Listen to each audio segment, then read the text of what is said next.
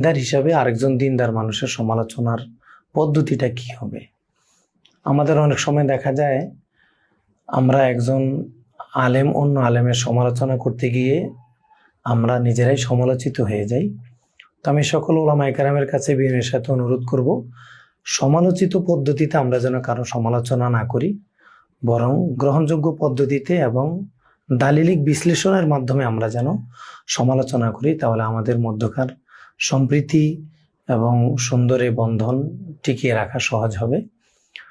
আমরা এই জন্য ওলামায়ে কেরামের কাছে প্রথমেই অনুরোধ করব, আপনারা যারা সমালোচক বিভিন্ন ইউটিউব চ্যানেলে বা ফেসবুকে আপনারা যারা ওনার সমালোচনা করেন, আমরা প্রত্যেকেই প্রথমে আদাবুল ইখতিলাফ ও আসারুল হাদিস শরীফ শায়েখ আওয়ামা মাদ্দাজিলুল আলিয়ের লেখা এই কিতাবটি আমরা একবার হলেও পুরাটা পড়ব। এতে আমাদের সমালোচনা নীতি স্পষ্ট হবে, আমাদের সমালোচনা হবে কিন্তু কারো মনে আঘাত দেওয়া হবে না।